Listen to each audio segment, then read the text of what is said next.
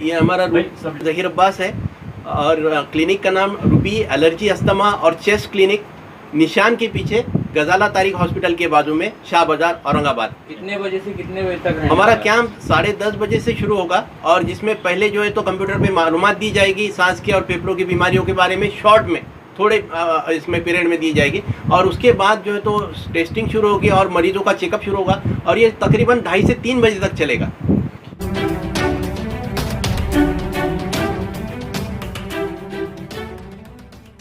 Allergy asthma का camp आप लगा रहे हैं तो जी। कैसा नियोजन करेंगे, इसका क्या रहेगा कल चेकअप? कल बरोज इतवार 31 अक्टूबर को रूबी एलर्जी अस्थमा और चेस्ट क्लिनिक के माध्यम से हम लोग जो है तो एक एलर्जी और अस्थमा के मरीजों के लिए एक कैंप ऑर्गेनाइज किए हैं और इसका जो है तो हमने आयोजन किया है, जिसमें जो मरीज़ है एलर्जी के और सांस के जो मरीज़ है, इनमें खास करके बार बार छींके आना, नाक से पानी जाना, नाक में खुजली आना, आँखों में खुजली आना, सूखी खांसी आना, खांसी की वजह से रात में नींद से जागना, सीने में सीटी जैसी आवाज़ आना, मौसम के बदलाव से तकलीफ होना और बीड़ी सिगरेट नोशी करने वाले मरीज जिनको सीओपीडी नाम की बीमारी होती है, टीबी के मरीज़ और दीगर मरीज जो सांस और फेफड़ों की बीमारियों में मुब्तला है, इन मरीज़ों के लिए खास करके हमने आयोजन किया है। और इसमें कंप्यूटराइज मशीन से होने वाली जांच, आमतौर पर आम दिनों में होने वाली 1500 रुपये में होने वाली जाँच ही हम मुफ्त में कराएंगे।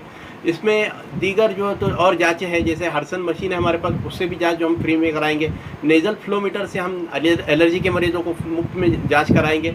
बीड़ी और सिगरेट नोशी करने वाले मरीज़ों के लिए अलग से जाँच वो भी मुफ्त में होगी और इसके साथ साथ हम इनका चेकअप करेंगे।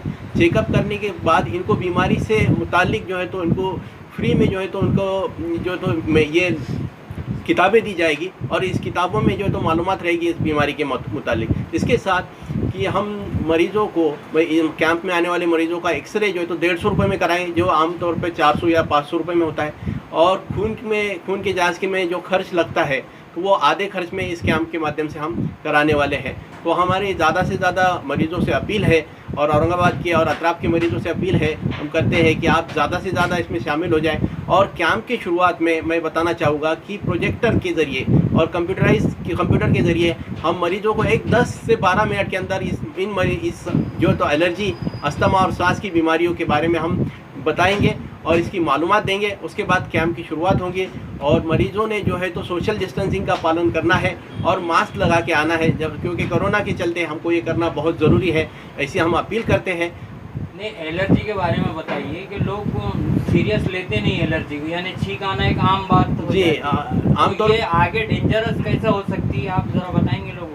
आमतौर पर एलर्जिक राइनाइटिस यानी जो तो सर्दी की एलर्जी जिसको बोलते हैं, लोग इसको आमतौर पे आने वाली खांसी यानी कॉमन कोल्ड समझते हैं, वो गलत फहमी का शिकार हो जाते हैं। लेकिन ये बार बार आने वाली छींके, नाक से पानी जाना, नाक में खुजली आना, यह एलर्जिक राइनाइटिस के जो है तो लक्षण है, सिम्टम्स है।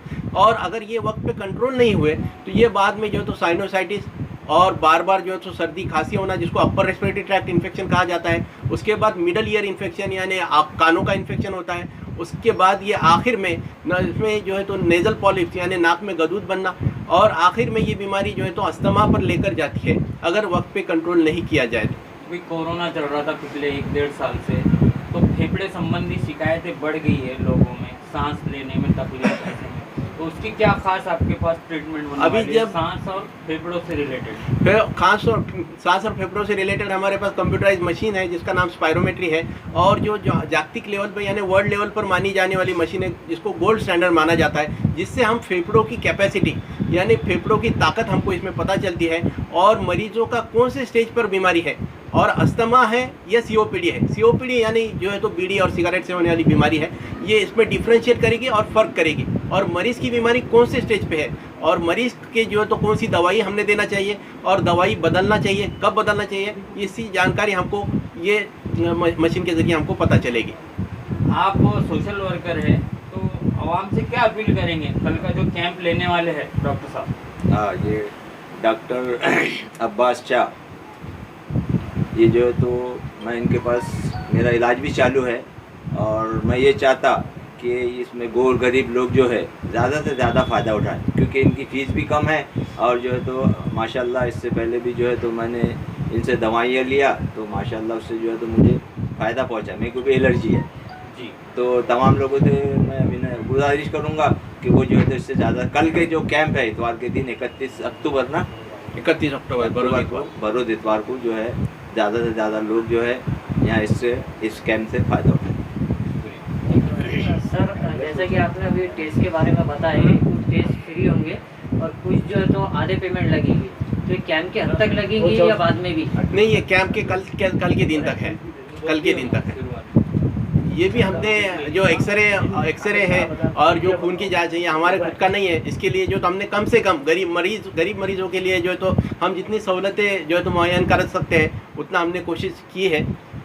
ये जो आपका रूबी क्लिनिक का डिटेल एड्रेस बताइए ताकि लोग आसानी से आप तक पहुंच सके। तो ये हमारा ज़हीर अब्बास है और क्लिनिक का नाम रूबी एलर्जी अस्थमा और चेस्ट क्लिनिक, निशान के पीछे गजाला तारिक हॉस्पिटल के बाजू में, शाह बाजार, औरंगाबाद। कितने बजे से कितने बजे तक रहेगा? हमारा कैंप 10:30 बजे से शुरू होगा और जिसमें पहले जो है तो कंप्यूटर पे मालूमात दी जाएगी सांस की और फेफड़ों की बीमारियों के बारे में, शॉर्ट में थोड़े इसमें पीरियड में दी जाएगी और उसके बाद जो है तो टेस्टिंग शुरू होगी और मरीजों का चेकअप शुरू होगा और ये तकरीबन 2:30 से 3 बजे तक चलेगा।